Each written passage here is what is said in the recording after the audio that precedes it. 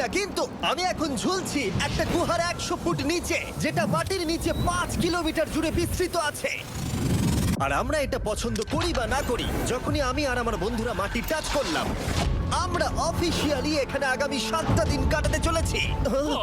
বাবারে, এটা আমার জীবনে করা সবথেকে ভয়ঙ্কর জিনিস। প্রথমত, আমাদের এখন এখান থেকে অনেকটা দূরে যেতে হবে। কেন? যদি ঝড় বৃষ্টি হয় তাহলে এই পুরো জায়গাটা জলে ভরে যেতে পারে, আর সমুদ্রের মতো ঢেউ এসে সবাইকে ভাসিয়ে নিয়ে যেতে পারে। সেই জন্য আমাদের আরো ভিতরে যেতে হবে একটা বেস ক্যাম্প বানানোর জন্য। ভাই এটা পুরো পাগলাম। এটা একটা অন্য জগৎ মনে হচ্ছে। এই কেভ এন্ট্রান্সটা হয়তো দেখতে সুন্দর, কিন্তু দেখে যা মনে হচ্ছে আসলে তা নয়। আর আমরা হয়তো জানি না যে আগামী 7টা দিন আমাদের জীবনের সব থেকে কঠিন সময় হতে চলেছে।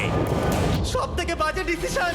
ঠিক আছে, আর কিছুক্ষণের মধ্যে অন্ধকার হতে চলেছে। ক্যাম্প না করলে আমরা বিপদে পড়বো। আমরা কোথায় যাচ্ছি সেটা কি বলবে? আমাদের ক্যাম্প সেটআপের জন্য একটা ফ্ল্যাট গ্রাউন্ড খুঁজতেই হবে। কেভের ভেতরে ঢোকার পরে আমরা এমন একটা জায়গা খুঁজে পেলাম যেটা অনেকটা উঁচুতে থাকায় আমরা জল থেকে সুরক্ষিত থাকতে পারবো। তার মানে এটা ক্যাম্পের জন্য পারফেক্ট। পারফেক্টটা একটু বেশি হয়ে গেল। মোটামুটি বলা যেতে পারে। ঠিক আছে, ক্যাম্পের জন্য মোটামুটি। প্রথম দিনের বাকিটা আমরা কাটিয়ে দিলাম আমাদের জিনিসপত্র আনতে। প্রত্যেকটা ব্যাগের ওজন প্রায় 80 পাউন্ড। আর যেমনটা তোমরা ফুটেজে দেখছো, আমরা এটা করতে 4 ঘন্টা লাগিয়ে দিলাম। এখান থেকে যাওয়া খুব কঠিন। তারপরে আমরা সবাই বেস ক্যাম্পে ফিরে গেলাম। ঠিক আছে, আমরা এখানে লাইট লাগিয়ে দিলাম। আমাদের সব জিনিসপত্র হোম বেসে চলে এসেছে। একটু ক্যামেরাটা ওদিকে দেখাবে? ওদিকটা কিন্তু ভয়ানক অন্ধকার, আর সবসময় এরকমই থাকবে। তাই আমরা ক্যাম্পিং গ্রাউন্ডের জন্য খুব বেশি কিছু করতে পারলাম না। কটা ফুটো করে দড়ি টাঙিয়ে দিলাম। এটা ধরো আর ওঠো দেখি। মনে হচ্ছে আমাদের হ্যামকগুলো ভালোই সাপোর্ট পাবে। আর তারপরে আমাদের সার্ভাইভাল গাইড জোয়ের সাহায্যে আমরা হ্যামক টাঙালাম। এই সরু দড়িটা আমার হ্যামকটাকে ধরে রাখবে। হ্যাঁ, ডিনার খেয়ে আমরা প্রথম রাত্রি ঠান্ডার জন্য তৈরি হলাম। আমি মিথ্যে কথা বলবো না, আমি যতটা ভেবেছিলাম তার থেকে এই হ্যামকটা অনেক বেশি কমফোর্টেবল। এই আমি তো আমার চমকেই হাতটা তো গেছিলাম। বড় কেন ভাই? এই কেভটা 2.5 কিলোমিটার ডিপ, আর আমরা এখন এন্ট্রান্সের কাছেই ক্যাম্পিং করছি। কাল আমরা অনেক কিছু এক্সপ্লোর করব। তোমরা কেমন ঘুমালে? ভয়ঙ্কর। ঘুমই হয়নি। এটা সত্যি একটা অস্বস্তিকর পরিবেশ। কেবের উপর থেকে অনবরত আমাদের উপরে জল পড়েই যাচ্ছিল, তাই উপরে একটা প্লাস্টিক চাপালাম, কিন্তু তাও আমাদের হ্যামকের উপরে জল পড়েই যাচ্ছিল। একটা আইডিয়া আছে, চলো শেল্টারগুলোকে ভালোভাবে তৈরি করি। আমার মনে হয় এই প্লাস্টিকগুলোকে জুড়ে দিলে আর জল পড়বে না। বাহ, তুমি তো জিনিয়াস। আমি শুধু একজন ইউটিউবারই নয়, ঠিক আছে? আমার হ্যামকটা এটার উপরে ঝুলছিল। মানে দেখো, আমি আরেকটু হলে হ্যামক থেকে নেমে পড়ে যেতাম। আর আমরা সেই সময় এটা বুঝতেই পারিনি যে এই গর্তটা প্রায় 40 ফুট গভীর। তাই যখন আমি আর শন প্লাস্টিকগুলোকে জুড়ছিলাম, তখন ম্যাক আর কার্ল এই গর্তটা কতটা ভয়ঙ্কর সেটা দেখতে গেল। আমার হ্যামকটা দেখতে পাচ্ছো? ওখানে আমি ঘুমোচ্ছিলাম। এদিকটা দেখো। আর যেহেতু এই কেভে সব একই রকম দেখতে, তাই আমাদেরকে ফলো করা অনেকটাই কঠিন ছিল। এই ম্যাপে তোমরা আমাদের হোম বেস দেখতে পারবে, আর দেখতে পারবে ওরা ওখান থেকে কত দূর হ্যাঁ, যাচ্ছে। এটা তো খুবই ভয়ঙ্কর। ভাই এটা পাগলামো। আর যখন ছেলেরা র্যান্ডমলি এক্সপ্লোর করছিল, তখন আমি আর শন ক্যাম্পে কাজ করছিলাম। এই স্লিপিং ব্যাগটা এখানে কেন পড়ে? কারণ এটার থেকে পিয়ের গন্ধ বেরোচ্ছে। ইয়া, এটার থেকে শেখা উচিত স্লিপিং ব্যাগ ভাড়া নিতে নেই। আমরা স্লিপিং ব্যাগ কেন ভাড়া আমি- নিয়েছি? কেন আমি আমরা জানি না। স্লিপিং ব্যাগগুলো কিনে আনতে পারলাম না? আর তারপরে আমরা এই দুটো প্লাস্টিককে জিপ টাই দিয়ে জুড়ে দিলাম। কিছু মনে করো না, এই দড়িটার উপরে আমার জীবন বাজি আছে। আর তখন ওইদিকে ম্যাক আর কার্ল তখন ওই গর্তের মধ্যে। ও মাই গড, ম্যাক! আর শেষ পর্যন্ত ওরা একদম নিচে পৌঁছে গেল। এই! আমি তো ভাবলাম সবাই ক্যাম্প নিয়ে কাজ করবে। আমরা শুধু দেখাচ্ছিলাম জায়গাটা কতটা ভয়ঙ্কর। না পড়লেই হবে, তোমাদের স্কিল নেই। আচ্ছা ঠিক আছে। আর যদিও ওদের এবার ফিরে আসা উচিত ছিল, কিন্তু কাল আর ম্যাক এটা কতটা গভীর সেটা দেখানোর চেষ্টা করলো। ভাই এটা দেখতে দারুণ লাগছে। তুমি কি নদীটাকে পার করতে পারবে? কিন্তু ওরা এটা জানে না যে এই রিভারটা এই কেভের গোটাটাই জুড়ে আছে। তার মানে এর মধ্যেও আমাদের কিছুটা সময় কাটাতে হতেই পারে। ওই তো ওরা এসে গেছে। এসো। তোমরা রান্না করে রেখেছো তো? হ্যাঁ, রান্না করেছি। ঠিক বলেছ। একটা নতুন বাড়ি, ঠিক বলেছি তো? একদম। এখন আমাদের একটা ছাদ আছে। আর এটা তো দারুণ। জিমি রান্না বেশ ভালোই আর করেছে। আমরা আমাদের ফায়ার পিটটাকে এই সুন্দর জায়গাটাতে নিয়ে এসেছি। জায়গাটা কেমন? বেশ গরম। আরামদায়ক। এই পাথরগুলো গরমটাকে ধরে রাখবে এবং ওপর থেকে যে পি পড়ছে সেগুলোকে আটকে দেবে। ওটা পি নয়। তাহলে ওটাকে কি বলবো? যদি জানি না, হয়তো বৃষ্টির জল হবে বা না, এটা বৃষ্টি নয়, না, পাথর মানে ইয়ে তুমি- করছে। এই একটু উপরে দেখাও। তুমি মেঘ দেখতে পাচ্ছো? পাথর দেখা যাচ্ছে। এটা বৃষ্টি নয়, রক পি। Rock P. ঠিক আছে রক পি। ঠিক আছে, এটা রক পি। আর একটা শুকনো রাত ঘুমিয়ে কাটাবার পরে আমরা ঠিক করলাম জো আমাদের সার্ভাইভাল এক্সপার্ট, তাকে নিয়ে আমরা কেভের শেষ প্রান্ত অব্দি যাব। Cave, cave! Cave, cave, cave! Cave! Cave! দেখা যাক আমরা কেভের কতটা গভীরে যেতে পারি। তোমরা কিন্তু মনে রাখবে আমরা সবেমাত্র কেভের এন্ট্রান্সের দিকেই আছি, আর আমাদের ইচ্ছা এই কেভের শেষ প্রান্ত অব্দি যাওয়া, অবশ্যই না মরে গিয়ে। ও ও মাই গড, এটা তো খুবই স্টিফ। আরে এটা তো সবে শুরু। আমরা কেভের আরো গভীরে এসেছি। তোমরা সবাই সাবধানে আসবে। এটা খুবই ছোট জায়গা, আমার মনে হয় না এখান থেকে আমি যেতে পারবো। কেভ এক্সপ্লোরের ইন্টারেস্টিং জিনিসটা হলো যা হোক করে আমাদের এই ছোট্ট ফাঁকগুলোর মধ্য দিয়ে এগিয়ে যেতে হবে। ও মাই গড, খুব ছোট জায়গা। আর তারপরেই খুব বড় একটা জায়গা আসবে, সেটা এতটাই বড় যে কিছু না দেখতে পাওয়ার জন্য এটা করতে হলো। ও মাই গড। এবার আমি সব দেখতে পাচ্ছি, এটা দুর্দান্ত। এটার তো অনেক আলো। ভাই জায়গাটা কতটা সুন্দর দেখো। বাপরে কি আলো, আমি তো তাকাতেই পারছি না। আমি তো অন্ধ হয়ে যাব মনে হচ্ছে। এ বাবা, এটা কি হলো? আমরা বোধহয় ঠিক মতো এটাকে ব্যবহার করতে জানতামই না। চলো এগিয়ে যাই। আর তাই আমরা এগোতে থাকলাম।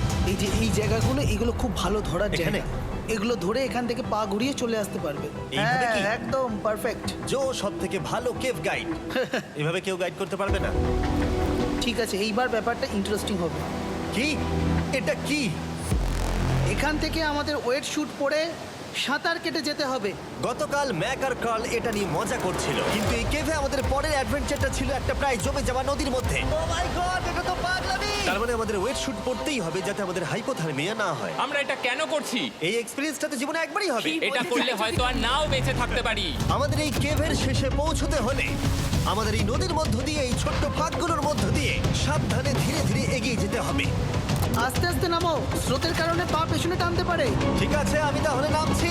তুমি ওই দেয়ালগুলো ধরে ধরে এগোতে থাকো আস্তে এটা তো আস্তে। খুব ঠান্ডা। তুমি পারবে জিমি। জানি না এখানে ঢুকতে পারবো কি না। জিমি, এবার তুমি জল থেকে উঠে দাঁড়িয়ে পড়ো। এটা সত্যি একটা পাগলামি। এখানে কি ঠান্ডা! যখন তোমরা খুব ঠান্ডা জলের মধ্যে থাকবে তখন একটা পাথরকে ধরে এগিয়ে চলা খুব কঠিন হবে। ও মাই গড, এটা সত্যি পাগলামি। ম্যাক, কার, চলে এসো। আমার ভয় লাগছে। চলো চলো, পারবে। ভাই। এগোতে থাকো, পেছন দিকে তাকিও না। একবার দেখো আমরা কি করছি। কিন্তু এই বাধাগুলো এতটা কঠিন ছিল না সামনে যা আসতে চলেছিল তার তুলনায়। আমরা পেরেছি। কেভ কেভ কেভ এই, কেভ। একটা কথা শোনো, আমরা 10% আসিনি। তার মানে এখনো আমরা শুধুমাত্র সার্ফেসেই রয়েছি, আর শেষ প্রান্তে পৌঁছতে হলে আমাদেরকে আরো 2 কিলোমিটার যেতে হবে। যেরকম তোমরা দেখতে পাচ্ছ এখানে 24/7 বৃষ্টি হয়, তাই আমি একটা আড্ডা মারার জায়গা তৈরি করেছি যেখানে আমরা কেউ ভিজবো না। আমি ভাবছি আমি যদি এটা না বানাতাম তাহলে কি হতো। আমি নিশ্চিত যে ওদের একটা ভেজা পাথরের উপর শুতে হতো। আমাদের ক্রমাগত এগিয়ে যেতে হবে এবং শরীরটাকে ভিজে রাখতে হবে। ঠিক আছে। নইলে আমাদের শরীরের তাপমাত্রা কমে এটা যাবে। এতটা কঠিন কেন? সব থেকে বাজে ব্যাপার হলো আমরা যতটাই দিকে এগোবো ততটাই আমাদের পিছন দিকে ক্যাম্পে ফিরতে হবে। আমাদের পরের বাধাটা হয়তো জলের মধ্যে নয়, কিন্তু তার মানে এটা নয় যে সেটা সহজ হবে। আরে এটা কি মাকড়সার জাল? কিন্তু আমি মাকড়সা দেখতে পাচ্ছি না। তার কেন? মানে ওটা আমাদের উপরে আছে। আরে তোমার গায়ে, তোমার গায়ে। আমার বন্ধুরা কত বাজে। এই গেমটা মিস্টার বিস ভিডিওর মতো, যত এগোবে ততই কঠিন হবে। সত্যি কথা বলতে যদি আমাদের সাথে জো না থাকতো আমরা মরেই যেতাম। আর 3 ঘন্টা পরে জো আমাদের জন্য একটা বাজে খবর নিয়ে এলো। জল অনেকটা বেড়ে গেছে আর আমরা অনেকটা সময় লাগিয়ে ফেলেছি, তাই আজকে আমাদের আবার ক্যাম্পে ফিরে যেতে হবে। আমি মানবো না। তুমি সেফটি এক্সপার্টের কথা অমান্য করতে পারো না। আমি এটা মানবো না। সত্যি কথা বলতে আমাদেরকে ফিরতেই হতো, কারণ এর আগে আমরা শুট করতে অনেকটাই সময় নষ্ট করে দিয়েছি। তারপর ফ্লেয়ার নিয়ে খেলেছি, তাই আমরা ফিরে যাচ্ছি আর এই মিশনটা আমরা পরের দিন আবার শুরু করব। শন, আমরা এসে গেছি। আরে তুমি এখানে কি করছিলে? এখন তোমরা কেউ ভিজবে না। আমি তো জানতামই না এই লাইটগুলো আমরা এনেছি। এগুলো দারুণ লাগছে তাই না? দুঃখের বিষয় আজকে আমরা মাত্র 20% এগোতে পেরেছি, কিন্তু বিশ্বাস করো আমরা শেষ পর্যন্ত অবশ্যই যাব আগামী কয়েকদিনের মধ্যেই। আমার মনে হয় না। কোনোদিনই হবে না। আমি তো বললাম। আমরা ডে 4টা রেস্ট নেব আর ডে 5-এ চেষ্টা করব এই কেভের শেষ অবধি যাবার। দেখা যাক কি হয়। ডে 3-তে মজা হলো, কালকে আবার দেখা হচ্ছে। আর কেভের ভিতরে 3টে খুব বাজে রাত কাটাবার পরে পরের দিন সকালে আমাদের মাথায় শুধু একটাই কথা আসছিল। আমার একটা হট শাওয়ার চাই, তবে আমি এখন একটু শান্তি পাবো। ও, এখন শাওয়ার পেলে কিন্তু দারুণ হয়। আমি চান করিনি প্রায় 3-4 দিন হয়ে গেল। তোমরা নিশ্চয়ই জানো কেভের মধ্যে শাওয়ার করা সম্ভব নয়। আমাদের অনেকটা পথ হেঁটে সাবধানে আগের রিভার বেডের কাছে পৌঁছতে হলো। ও মাই গড! আমি আমার ব্রেনকে ফিল করতে পারছি। আমি এভাবে ব্রেনকে ফিল আমার করিনি। কপালটা জমে গেল পুরো। চলো ড্রোন দিয়ে মাথার চুলগুলো শুকিয়ে নি। এদিকে এসো ড্রোন। ও দাঁড়াও দাঁড়াও দাঁড়াও, এটা কিন্তু কাজ করছে। হ্যাঁ, দারুণ কাজ করছে। ড্রোন থাকতে হেয়ার ড্রায়ারের কি দরকার? আর চুল শুকানোর পর আমরা জোয়ের সাথে জার্নির প্ল্যান করতে বসলাম। এটা কি জো? এটাই কেভের ম্যাপ। আগেরবার আমাদের থামতে হয়েছিল কারণ জল খুব জোরে বইছিল। এখন বৃষ্টি কম হচ্ছে, তাই কালকে আমরা নিশ্চয়ই এই কেভের শেষে পৌঁছে যাব। এটা ভয়ঙ্কর হতে চলেছে। প্রথমে আমাদের কালকে যেখান দিয়ে গেলাম সেখান দিয়ে আগে যেতে হবে। জলের মধ্যে ঝাঁপ দিতে হবে এবং পাথর দেখে হাঁটতে হবে। এগুলো সবকটা আমরা যদি পার করতে পারি তাহলে আমরা গ্লো ওয়ার্ম চেম্বারে পৌঁছে যাব। কেমন দেখতে তুমি সেটা বলো না, আমি তোমাদেরকে সারপ্রাইজ দিতে চাই। তোমার মনে হয় আমরা পারবো? ওইসব বাদ দাও, আমরা ঠিক কালকে পৌঁছে যাবো। কালকের প্ল্যান আমরা চক আউট করে নিয়েছি। আমরা রেস্ট করছি আর ফেস্টিভ্যাল স্মোর্টস খাচ্ছি আমাদের এনার্জি রিগেন করতে। সবাইকে চিয়ার্স। Yippee! জো এই প্রথমবার ফেস্টিভ্যাল স্মোর্টস খাচ্ছে। জো সত্যি কথা বলবে। এটা দারুণ, তাহলে ভালো লাগলো? এটা দারুণ লেগেছে। আমরা এই চকলেটটা আগে কেন বের করিনি? এটা এমনি চকলেটের থেকে 10 গুণ ভালো খেতে। সত্যি কথা বলতে তোমরা যদি ফেস্টিভ্যালের সাথে স্মোর্টস ট্রাই না করে থাকো তাহলে তোমরা মিস করছো। কালকে আমরা পুরো কেভটা এক্সপ্লোর করব, দেখা হচ্ছে। তাই আমরা ভালো করে ঘুমানোর চেষ্টা করলাম আর কালকের প্রিপারেশন নিলাম কেভের শেষে যাওয়ার জন্য। আমরা আমাদের জীবনের সবথেকে ডেঞ্জারাস জার্নি করতে চলেছি। ডে 3 এর অভিজ্ঞতা মাথায় রেখে আমরা কম শুট করেছি যাতে আমরা সামনের দিকে তাড়াতাড়ি এগোতে পারি। জলটা খুব ঠান্ডা হ্যাঁ, আগের দিনের মতোই খুব ভালো। এই তো আর যাতে আমরা সবাই বেঁচে ফিরতে পারি তাই জো ছাড়াও আরেকজন সার্ভাইভাল এক্সপার্টকে আমরা নিয়ে এসেছিলাম। এখানেই আমরা ডে 3 তে আটকে গেছিলাম। এখন আমরা কি করব? এবারে আমরা অনেক তাড়াতাড়ি এসেছি। আমাদের পিছনে ঘন অন্ধকার। কোথায় যাব? এই রাস্তাটা অনেক সরু এবং হ্যাঁ। স্রোত প্রচুর বেশি, তাই আমরা দেয়ালগুলো ধরে ধরে আস্তে আস্তে এগোবো। এই যে এইভাবে। ও হ্যাঁ, God! এই রকটায় জাম্প করো। কয়েকটা ভালো পাথর আছে যেগুলোকে তুমি ধরে এগোতে পারবে। আরে এখানটা তো অনেক অন্ধকার। আমি আর পা পাচ্ছি না, আমি এখন মাটিতে আর পাই পাচ্ছি না। যেহেতু আমরা মাটিতে পা পাচ্ছিলাম না, তার মানে যদি আমরা পাথর ছেড়ে দিই তাহলে এই জলের স্রোত আমাদেরকে ভাসিয়ে নিয়ে যেতে পারে। জো, আমরা কি করব?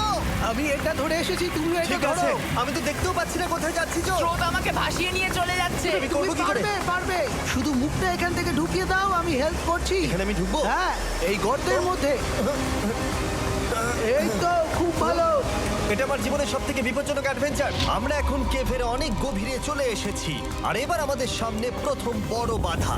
এখানে জলের একটা ঘূর্ণাবর্ত আছে, যদি তুমি এর মধ্যে পড়ে যাও তাহলে তোমাকে একদম নিচে নিয়ে চলে যাবে। মানে আমরা পড়ে গেলে মরে যেতে পারি। হ্যাঁ, মানে আমরা মৃত্যুর সাথে খেলা করছি।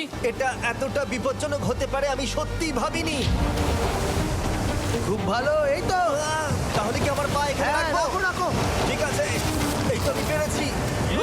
এটা আমার ভাবনার থেকেও বেশি কঠিন ছিল। এই নদীটা কতটা শক্তিশালী এই গোটা কেভটাকে তৈরি করেছে। কিন্তু মজার ব্যাপার হলো আমরা পাথরের মতো শক্তিশালী নই। আমি শুধুমাত্র মানুষের মতোই শক্তিশালী। সৌভাগ্যবশত কাল এই অ্যাডভেঞ্চারে লিড করেনি, তার বদলে আমরা একজন অ্যাভেঞ্জার জোকে পেয়েছি। ও কতটা এক্সপার্ট তার প্রমাণ হিসেবে বলতে পারি। সে লিটারালি কতটা ওপর থেকে আমাদেরকে নদীতে ঝাঁপ দিয়ে দেখালো।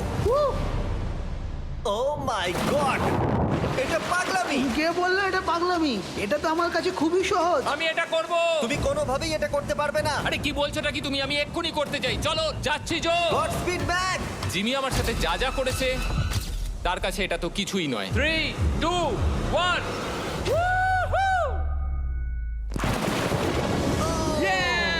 তুমি করবে? না, আমরা না এগুলো শেষ পর্যন্ত যেতে পারবো না। ও মাই গড, আমাদের নিচের দিকে যেতে হবে। আমরা সবসময় স্রোতের উল্টো দিকে কেন যাই? এখন শুধু আমি ভেসে ভেসেই যেতে পারবো, আর কিছু না। এই জলের তলায় অনেক ধারালো পাথর আছে, তোমরা সেগুলোকে দেখতে পাবে না, তাই সাবধানে পা ফেলবে। ও মাই গড, আবার এটা গভীর আরে হচ্ছে। আমার পা তো কিছুর উপরে রাখতে হবে। ছোট ছোট পাথরগুলোই একমাত্র বাধা ছিল না, মনে হচ্ছে আমাদের প্রতিটা পদক্ষেপে। ও ভাই, আমি কিচ্ছু দেখতে পাচ্ছি না। এটা খুব ভয়ঙ্কর। কেভটা আরো অন্ধকার হয়ে আসছিল এবং আরো সরু। আর তখন আমরা জানতাম না যে আমরা ফিনিশ লাইন অবধি পৌঁছতে পারবো কিনা। আমি ক্লান্ত হয়ে পড়েছি। এই কেভে আরো কঠিন বাধা আসার আগে তোমাদেরকে আমি কিছু দেখাতে চাইবো। জো, তোমার ব্যাগটা দাও। Thank you. তুমি জানো এর মধ্যে কি আছে? না, জানি না কি আছে। Brand new mister beast lab swamp. সত্যি কথা বলছি, গত 5 ঘন্টা ধরে যেহেতু আমি অনেক পরিশ্রম করেছি, তাই কোনো মতেই এখন এটা আমি বলার মতো অবস্থায় নেই। তাই এটা শুট করার 1 মাস পরে আমি পুরো কেপ সেটটা তৈরি করলাম ফিউচার জিমি নেম ট্যাগ দিয়ে। তারপরে বললাম, হে, আমি ফিউচার জিমি, আর আমি এখন তোমাদেরকে বলবো brand new toy line of mister beast lab swamp সম্পর্কে। এটা একটা কালেক্টিবল টয় লাইন, আর এখানে 119টা ইউনিক ডিজাইন ক্যারেক্টারও আছে যা তোমরা কালেক্ট করতে পারো। আর সবথেকে দারুণ ব্যাপারটা হলো, কোন ক্যারেক্টারটা তুমি পেয়েছো সেটা জানতে হলে এই টিউবে ওয়াটার দিয়ে নাড়াতে হবে আর তোমার সোয়ামস তোমার সামনে চলে আসবে। আর আমি এটা ডেমনস্ট্রেট করতে এই বিশাল বড় টিউবটাকে বানিয়েছি। এই টিউবটাকে জল দিয়ে ভরে দাও। তোমাদের এত জলের দরকার নেই, এটা অনেক বড় বলে এত লাগছে। ঠিক আছে, এটা এখন জলে ভর্তি হয়ে গেছে। এবার এটাকে একটু নাড়াতে হবে। এটা কি আর নাড়াতে হ্যাঁ হবে? হ্যাঁ, অনেক নাড়ানো হয়ে গেছে। এবার জল ঢালো এখানে। জো ঢালছে।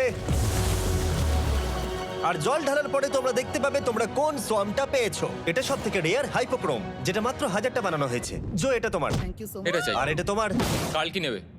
আমার কাছে দুটোই ছিল। আর আমরা শুধু সোয়ামেই থেমে নেই, আমরা এই অ্যাকশন ফিগার প্যান্থার গুলো বানিয়েছি যেগুলো এই ব্রিফকেসে আছে।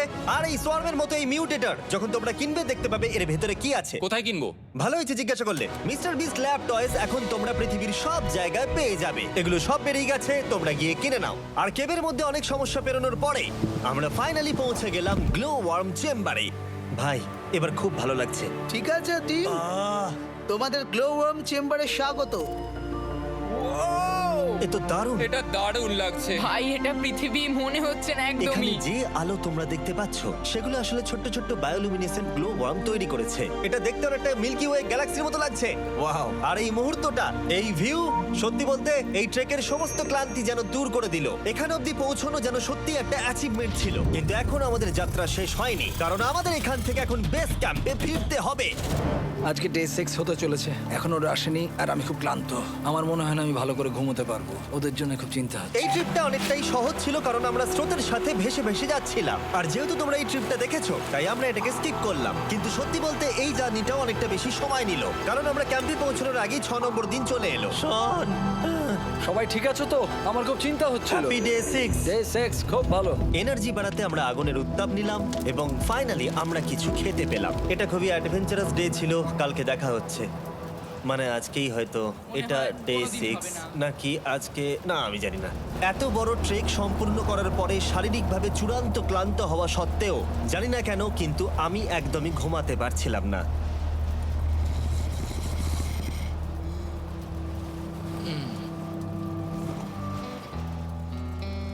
আমি 7 দিন সলিটারি কনফাইনমেন্টে কাটিয়েছি, কবরে কাটিয়েছি, 7 দিন রাফটে থেকেছি। কিন্তু সত্যি কথা বলতে এটা সবার থেকে বেশি কঠিন ছিল, কারণ সব সময় ভিজে, ঠান্ডা, প্রত্যেক মুহূর্তে এই পাথরগুলো শরীরে ব্যথা দিচ্ছে। বেশিরভাগ সময়টাই এই কেপটা দুঃস্বপ্নের মতো ছিল। কিন্তু তোমার আর আমার মধ্যে জিমি! ইয়ো! গার্ড, আমাকে দেখতে পাচ্ছ? এটা পৃথিবীর সবথেকে উজ্জ্বল টর্চ। মজার মুহূর্ত অনেক ছিল। মাটির নিচে 300 ফুট গভীরে অভিযান চালানো থেকে আমাদের সবাই মিলে হ্যামক নিয়ে হাসাহাসি করা সবকিছুই এই অভিযানের অংশ ছিল। যেহেতু আমাদের সঙ্গ দারুণ, চলো তিমির মতো আওয়াজ করো। তাই এই ভিজে, ঠান্ডা, পাথুরে অদ্ভুত কেভের ট্রিপটা বদলে গেল আমাদের জীবনের সব থেকে সুন্দর মুহূর্তে।